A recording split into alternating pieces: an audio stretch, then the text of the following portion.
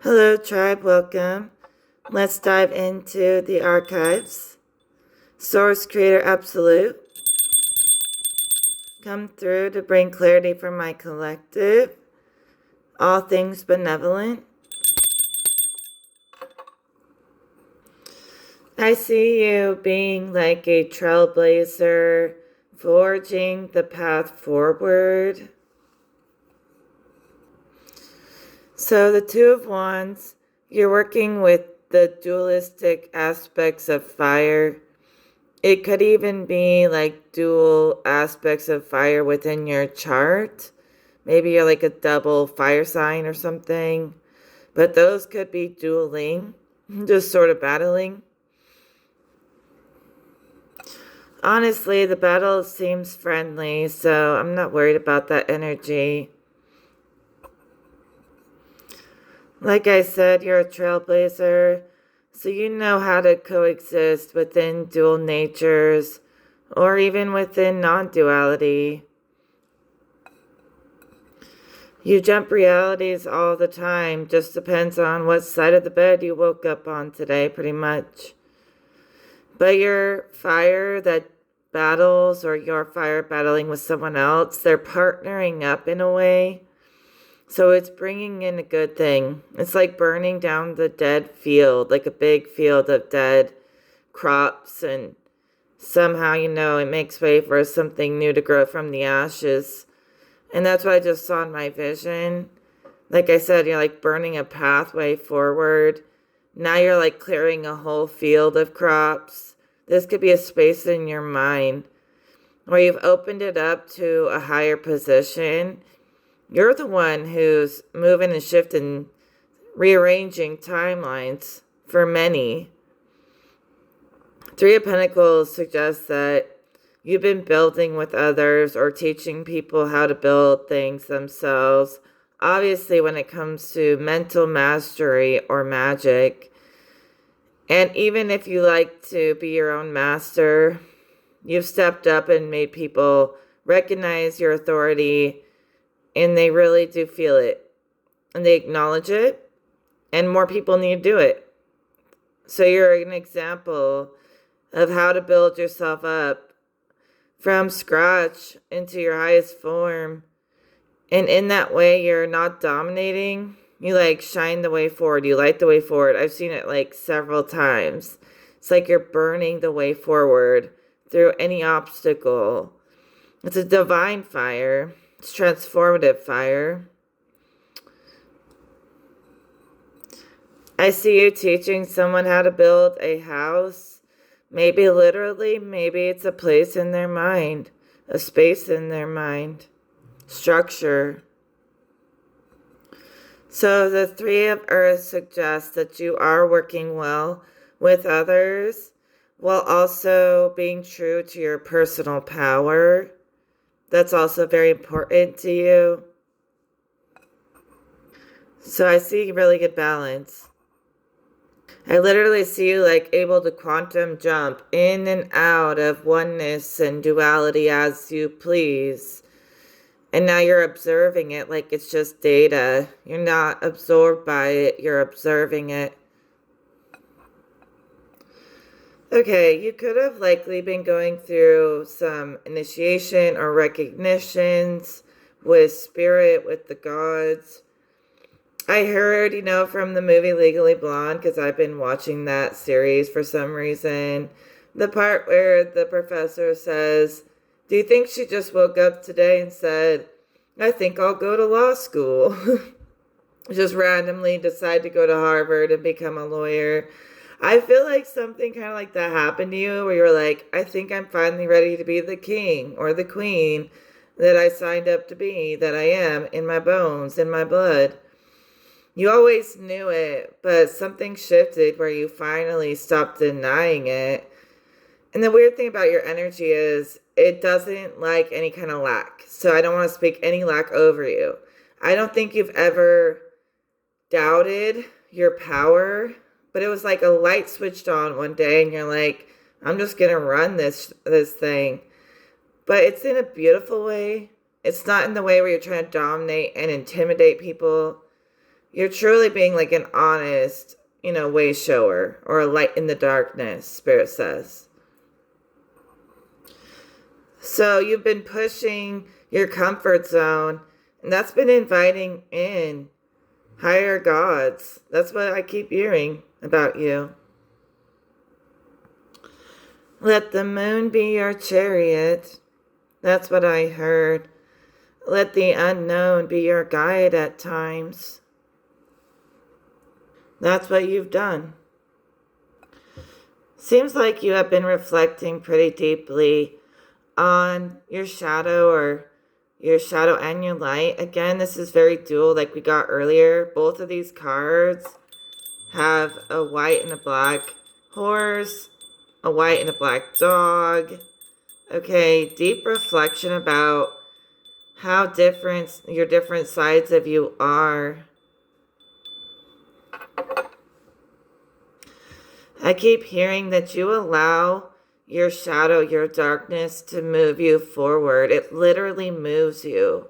Like it's moving for your soul and it's moving your reality forward as well. And honestly, I think you've just set the both sides of yourself free. Clearly, there's like an angel and a demon in there, two very distinct, different sides. And instead of feeling like you have to pick one or you have to reject one, you've realized that they can exist together. These things can exist together. It's not one or the other. So I see that you're able to harness the unknown, the subconscious, all that stuff. Intuitively, you can harness the chaos or the unknown and use it in your waking life. And it makes you have an advantage in your waking life. So I'd say you've dove deep into the depths of your mind, and that's waking up your magic more because you know that's where it starts. It starts when you can adventure into yourself so deeply that you can bring that world out of yourself and allow it to manifest into the physical. But first you have to find it internally. You have to see yourself very deeply like you have. And you've turned that depth into an ability that you probably keep secret that serves your everyday life. There's not like a moment that goes by where your psychic senses do not serve you. They've always served you. If they ever didn't, you learned how to silence anything that was trying to slow you down. You've silenced any negative voice. I just keep seeing this flip. There's like this white like board on a spinning wheel. You know what I mean? And it keeps flipping. Like it's made of white light and it's like on a axis and it keeps spinning. And it's like you keep doing something that I've never seen before to the shadow. Some kind of transmutation of the shadow where like I don't know. It affects you differently than it affects other people. Like it'll draw you inside yourself into this deep reflective place. But you never like allow that to make you sad or depressed. It just fuels you to want to go out into the sunlight and like put that power in action. So you're like taking the power of the unknown and putting it into action in a way that speeds things up, not slows things down. Sometimes going inside can slow everything down, but you've done this little spinning thing so many times that it's like a revolving door. You do it naturally. It's like inside, outside, And so I really think the key phrase from Spirit was taking the unknown, and instead of letting it consume you or get you stuck in the reflection, you start emitting it and you turn it into the sun. You do alchemy between the sun and the moon within yourself. So that's alchemy between the subconscious, the hidden parts of yourself, and the conscious, the ways that those express themselves into the moment That's what's constantly revolving. You have them working in harmony. That's master alchemy. And wow, impressive. Good job. So you may struggle to remain optimistic at times. Hey, we all have a human part of us. And I feel like you still are hurt by the way people have treated you in the past. Try to raise the energy.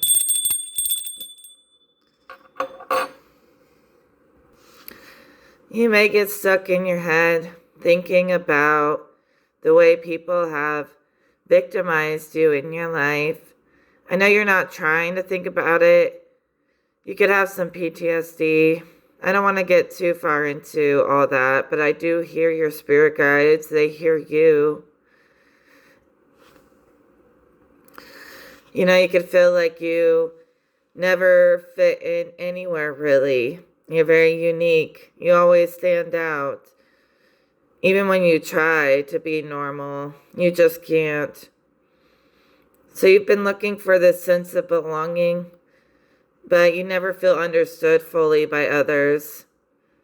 Because other people have always let you down, and that lives in your head a little bit too much. But I think your guides want to say these new people coming in are sent by a higher God, and you gotta trust that relationships that are good for you are coming in, and they're nothing like these past people who harmed you in any type of way, even giving you trauma. I don't know, it's like you've been asking, praying for the right people to come through, and you almost give up on it, like you don't think they exist or whatever. But just stay open to what's coming in. Because a place where, like, you totally fit in just right, like, you're exactly where you're supposed to be, is, like, there for you. So just accept it, receive it. If you want to, if you're ready. So the Eight of Minds suggests that you've been stuck in some trauma loops. And the Three of Emotions suggests that this has to do with, love and connection with other people. So let's pull another card for you to get clarity. See, Spirit says you're really strong. So although you're like sensitive, you're also very strong. So I could say and acknowledge what's going on in the energy, and you're not going to get all offended and mad. Like you respect that when people actually acknowledge your feelings, acknowledge your pain, something about that, you respect it. Like you find it refreshing. And I think people in your life should acknowledge your feelings more often. But you're also very strong, where you definitely don't need their acknowledgement. But let's just say you're not scared of your shadow, which if you're on my channel for as long as I've been around, no one should be running scared from their shadow anymore. When your shadow's nice and healed and happy, nothing bad comes through. It just becomes like a fun part of life when it's like healed, Yeah, there's also something about time. You've been jumping timelines. You've been working with the past and future versions of yourself right here in one moment. You can turn pain into power, so you can get in your feels about the trauma in order to heal it. And you can jump right into the sunshine and be blissful and happy. This is what Spirit says happens when you utilize all these aspects as one. You can quantum jump through any reality at will. Not only can you use your minds, but you can use your emotions to bend time, Spirit says. I keep seeing the significance of the number 3 as having like a 3 folds. 3 folds, like 3 brains. There's the brain, the heart, and the gut, or the 3 folds of the body. So that's also why I associate the number 3 to the body. Everything seems to come in threes: mind, body, spirit, That makes up the person you are today, the threefold nature. You have three like inherent natures. And the mind itself, like the human brain, is very dual. It tries to split everything in half. But the body itself represents like a oneness that mirrors the oneness of the soul connection to spirit. So it's kind of like your body is like the one within matter. And it's just like how your soul is the one within spirit. Just a different dimension of the same kind of, it's like dimensions fold. There's such thing as dimensional folds, and we're within many of them at one time. And so your body is like your soul expressing itself into form as an individual identity. And I always associate the number 4 to the environment because there's 4 elements, there's 4 directions, main sacred directions, 4 seasons. 4 makes a cube, it makes a solid shape. Like this, the shape of the physical world is a cube with the like contained angles, like how we're in a contained space within physical form, like a limitation. So the 4 often is really easy to connect to environmental things, the elements, 4 elements, things like that.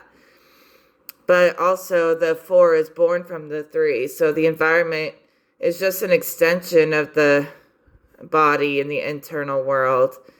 And that internal world is an extension of your spiritual world, your soul self.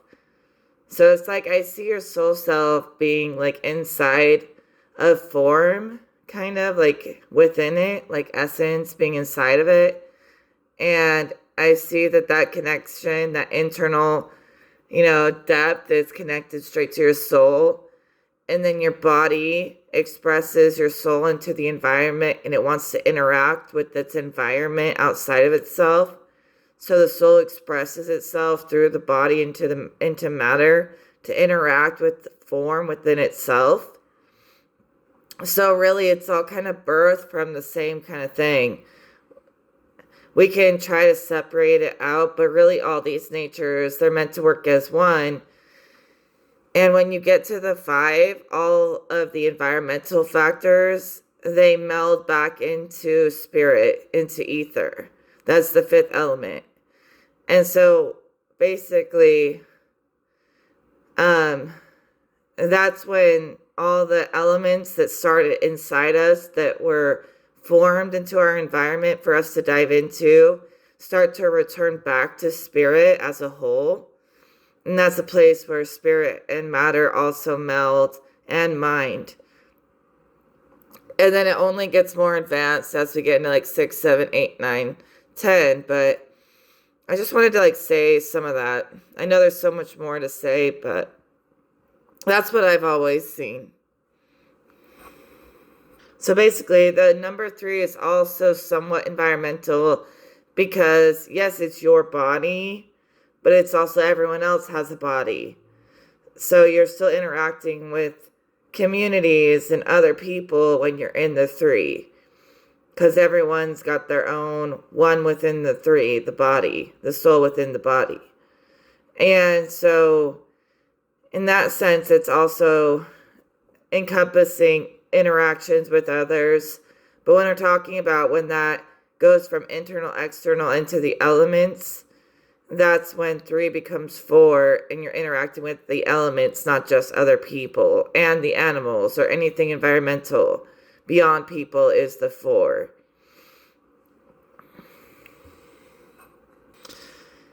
So ether gets us in a connection right back to spiritual essence. Ether also has all of the elements within it. So you can also feel like you can travel the ethers and travel the earth grid and all the elements and all that too within the ethers.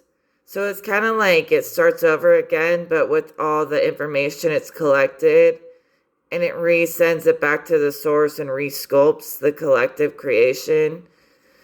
So A lot of you guys have actually embodied all the elements. You've gone through the process, and now you are into a place where you're not really bound to just one or two elements. You've got like the whole thing, and you're starting to be able to shape it yourself, traveling in the ethers.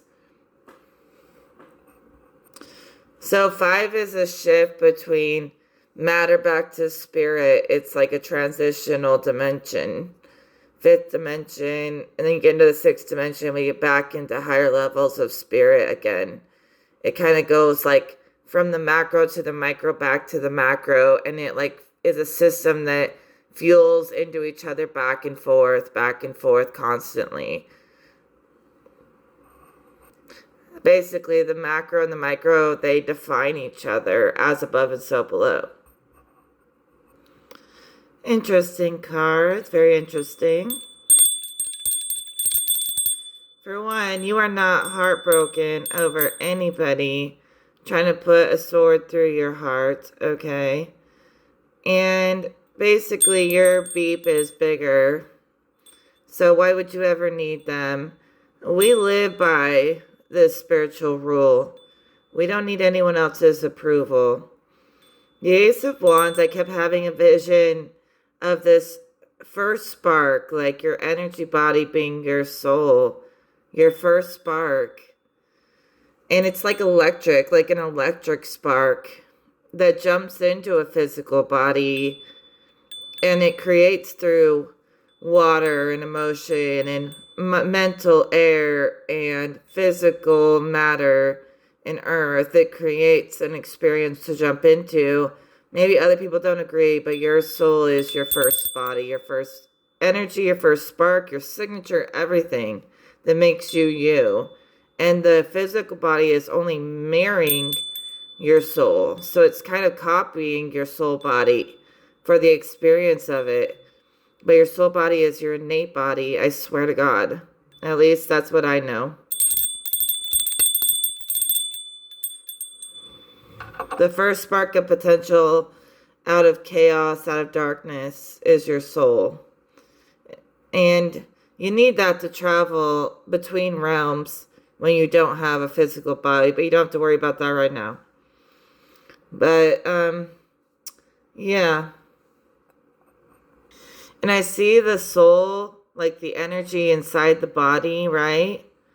And I see that it starts to magnify, and it becomes your energetic field and your aura. But all that energy is being sourced from the soul. The soul is the source of the energy for the body to even live. So it has to take in food and stuff from the environment to feed the body. But the soul is giving the body the ability to even live. So it's like animating the body, right? And without the soul, the body would just be like a computer, okay? I've said this many, many times.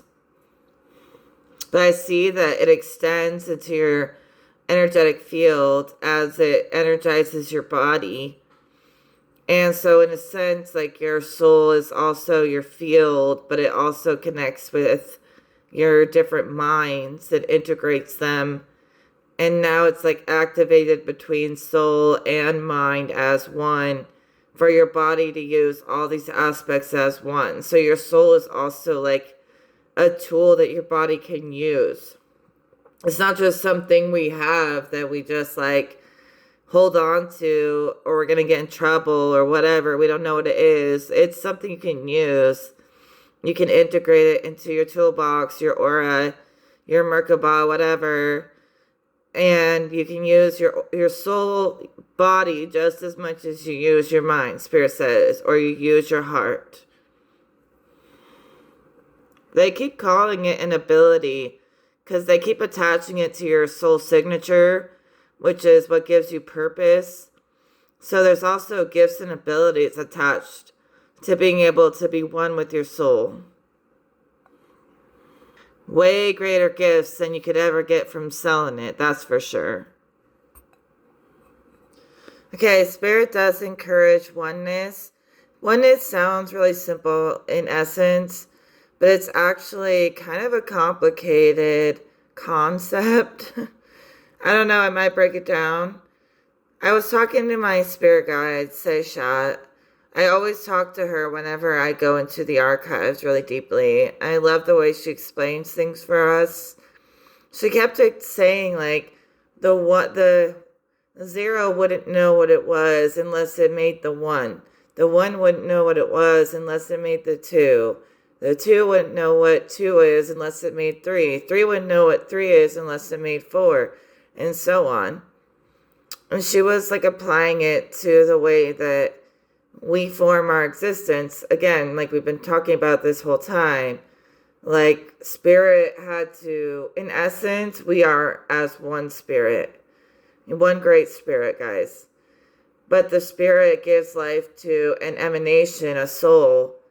And then that gives life to multiple emanations and souls that are all of one source, experiencing itself, expressing itself. And it gives a rise to multiple souls that give rise to bodies that reflect those souls that they can jump into, that give rise to an environment that they can be a match to.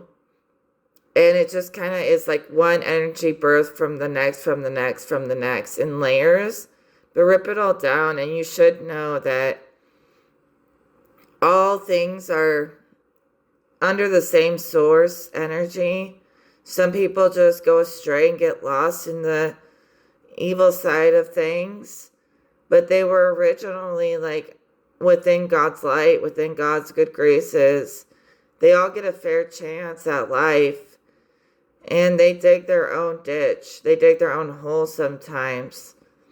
But they get chances to return to source or the source within themselves.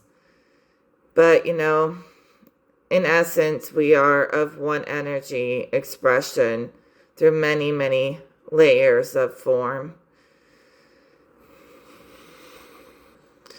So basically, I think she's saying that spirit wouldn't be able to know itself fully, deeply, unless it expressed itself into these many parts, into all of us. So how spirit can know itself is by creating the many souls. How the soul can know itself, each of you, by experiencing each other. How we can deeply know ourselves and each other, and spirit by experiencing the environment, because spirit's just as much in the environment as it is within all other aspects. So I believe in oneness, but I also know separation serves a purpose so that you can be clear of any attachments to anyone negative and stay close to God because you know yourself deeply. Even if you know yourself by learning your way through this world in harsh ways, at least you know yourself now. And right now you're coming out as being pretty clear of any attachments. And that's where separation serves, because in essence, we would all be in like a collective ocean together. And so we took on our own experience to become masters. And so it's good to view that we're connected. We can move as one. We can act as God's will as one if we want to. But it's also good to know that you can cut the cord as you please. You don't have to be tied to people if you don't want to be.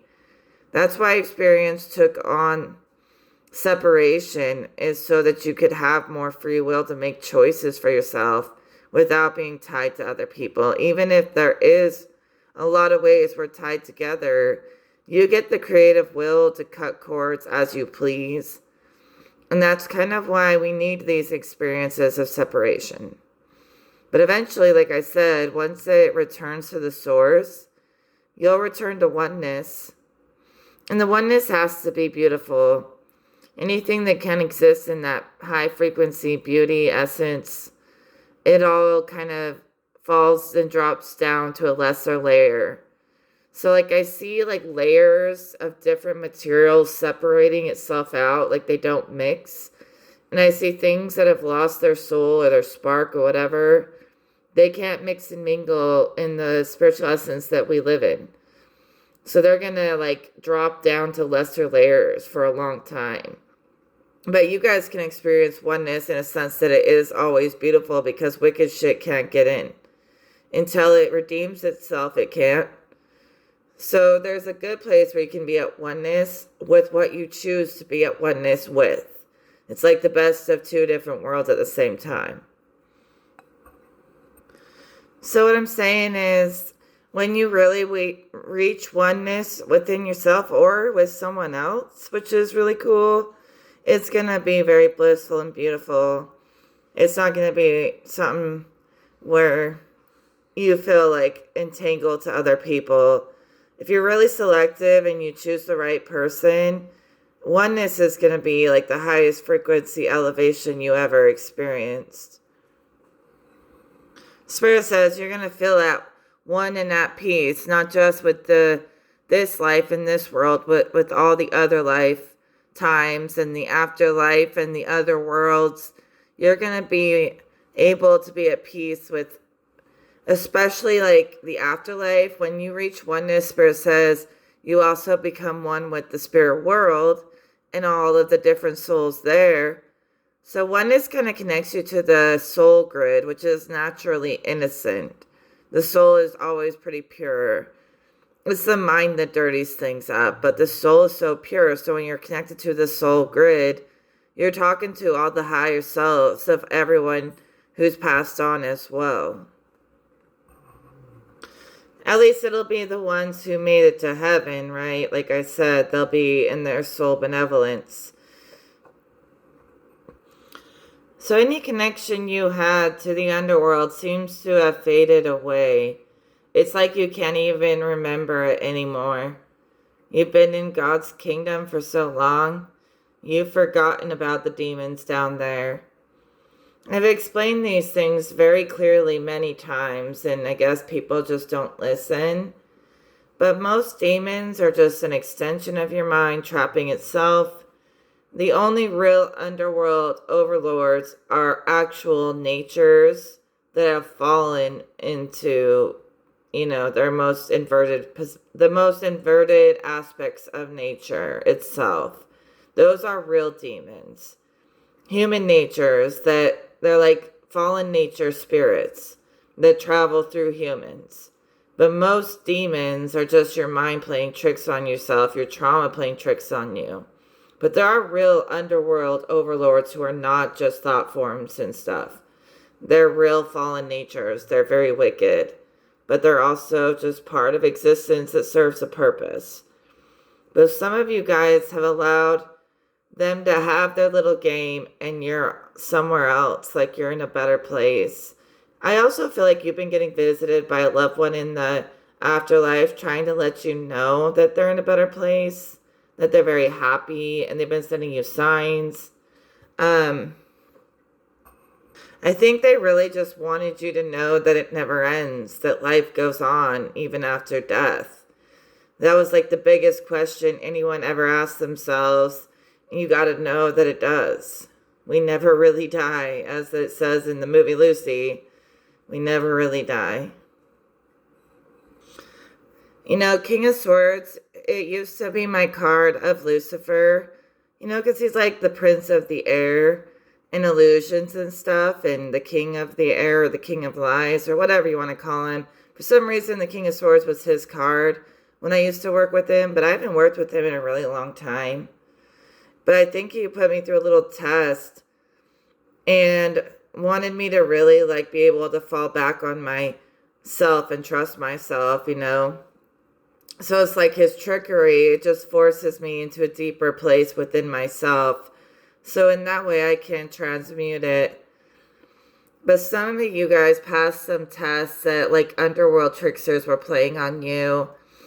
And it's faded away. I keep seeing it fading out. It starts to disintegrate. It's a thing of the past.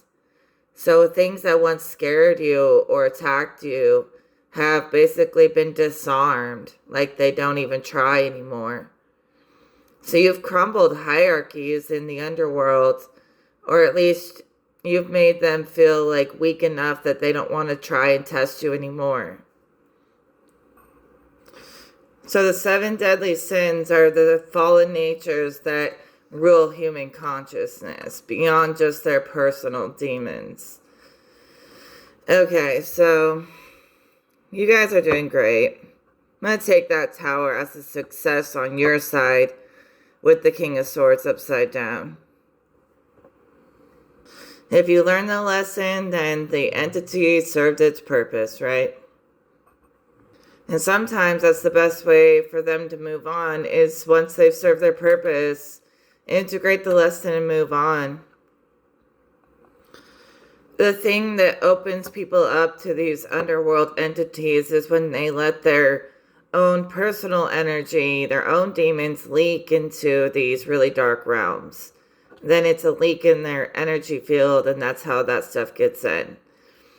As long as we're not like diving too deep into anything wicked, we should always just be fine. As long as you don't open those doors, you'll be fine. Really, like, you should never live in fear like that. I know some of you guys are friends with the underworld entities, which is good. It means you've done your shadow work. Because when you, like, transform them, heal yourself, become friends with them, or get the lesson, it basically means that you're good at being friends with your own demons. And so, like, by looking at it that way and working with the energy that way, you can change the way that these lower world entities affect you. Like I'm trying to say is, they get in because of something in you that is vulnerable to it. So to heal them is to do shadow work on yourself, even if it is something outside of you. Because they get in through some kind of, like, wound in your aura. So yeah, you should approach it like you're healing your own shadow. And they'll turn from being wicked to being nice. It's kind of weird. Because it's like reflecting how you're treating yourself. Hopefully none of you guys have to deal with that anymore. It truly seemed to fade away. At least it has in my world. So these underworld beings, they may create tower moments for you initially. But when you defeat it and conquer it, then it becomes a tower moment for them. Which they're actually proud to deal with that. They're proud of you that you can even do that kind of reversal. See, they're not all bad. I also call them the 7 deadly sins, the 7 fallen natures, the 7 chakras when they're out of balance. So when a chakra is out of balance, it can invite those different things in depending on which chakra it is. But there's also the 7 virtues, the good side of each chakra when you're ascending. So let's carry on.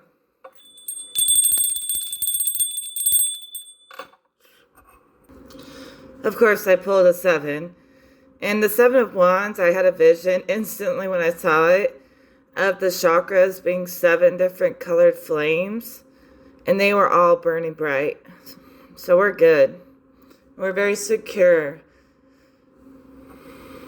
in our luminosity of our energy body. Alright, tribe. Spirit says you've shown a lot of courage, standing up for what is true, what is just, even within the different shades of gray magic that exist. You're finding, the good within all these different realms, understanding that no matter where you go, even those in the lowest dimensions still have a tiny bit of God in them. And if you can find it, you can find God's love in any realm and anything. So I think some of you guys are remembering how to see the light in all these different beings, especially yourself, always. And don't let anything put that light out, okay? That's not going to happen on my time. Not on the Divine's time. So maybe you've been dancing with duality for a while. It is like a dance of contrast. And eventually it does kind of settle in the center path, where you do work with gray magic, where you can kind of have reign over dark and light without getting too overly polarized. So you take the center path because you've already walked the left and the right hand path. And now you know how to stay neutral, but still travel wherever you want to go without it letting it take over, So you've like mastered it in a way where you can work with it, but you also don't have yourself swinging around on this pendulum all over the place. You find the nice, sweet little swinging balance in the middle. Like I see a swinging pendulum, and the gray is like not overexerting yourself or exhausting yourself, finding your little sweet spot within the energy. Mostly I'm trying to say that you find your center and you know how to stay there, and you know how to navigate through the gates. And when you stay centered, you're able to create a balance with more balance, I guess, or what you want to see manifest comes through more clearly when you're very focused and centered on your abilities and your intentions. So yeah, there's a step there between kind of working with chaos and letting chaos teach you, to where now chaos is sort of bowing down. Like chaos is really bowing down. And the fact that you haven't let it just like throw you around anymore. It's like the universe was tossing you around everywhere. And you finally stepped up with, some courage, some fight in you. And the universe is like, respect, finally. And I literally see her bowing down to you. It's almost like she wanted to see what you were made of. And some of these underworld entities, they wanted to see what you were made of. And you showed them, like literally what you're made of. Spirit also says that you stood up against something that was just wrong. And you knew it and you had to. Not just for like anyone else, but for yourself. You can't just sit idly by when you see something wrong happening. And so you made a good move there for your own soul self, okay? For your own dignity, but also for others. You've been making a wise investment to invest into people right now who always show up, with integrity, honesty, every time. Well, I'd say that's enough of my view of reality for today. Trust your own experience, of course. When we get into realms of the mind, when the soul takes on a body, it starts building shapes and information like a big database. And that's basically what consciousness is. It's a way for the soul to experience the body and the environment. But it's mostly a tool for the soul to travel. It's not all there is. I don't know how people can think that consciousness sounds like nonsense when it's become this collective narrative that everyone is pushing.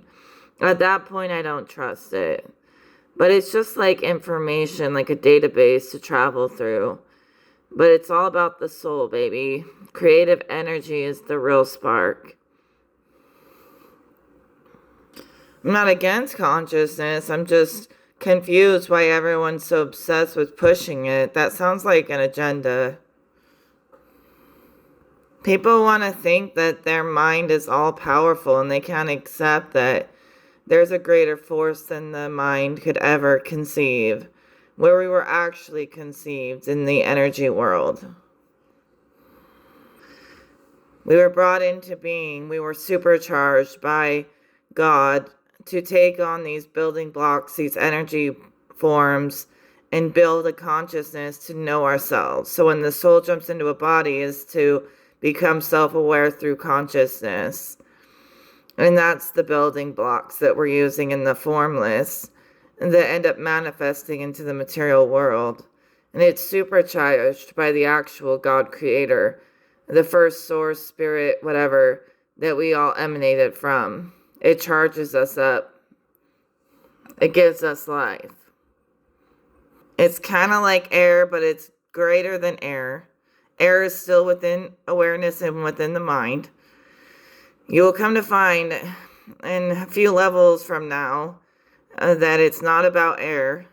It's about an etheric breath that is not made of air. It's a greater substance. It's all substance in one. And yet none of them at the same time. Kind of like you and me.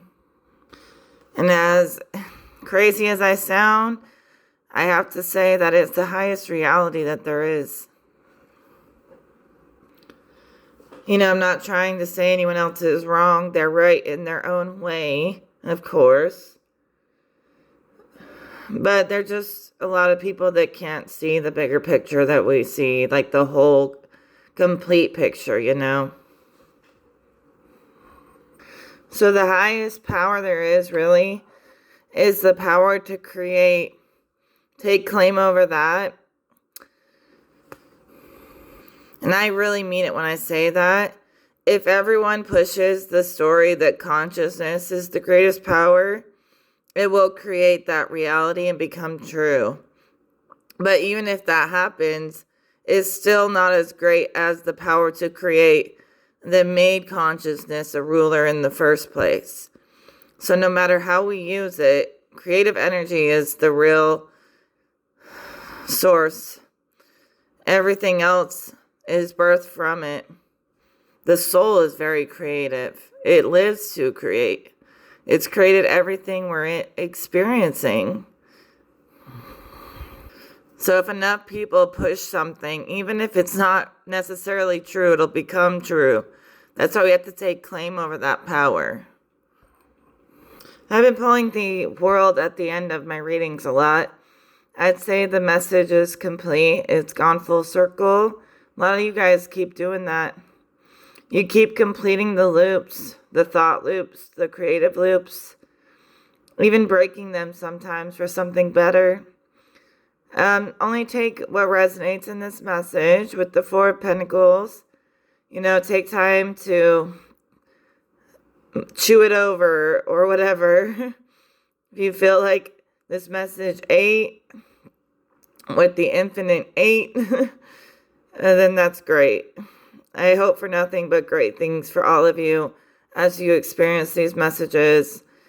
And know that it's not supposed to be a one-size-fits-all. Sit with it and come up with your own resolutions and realities. And I'll talk to you in the next video. Take care.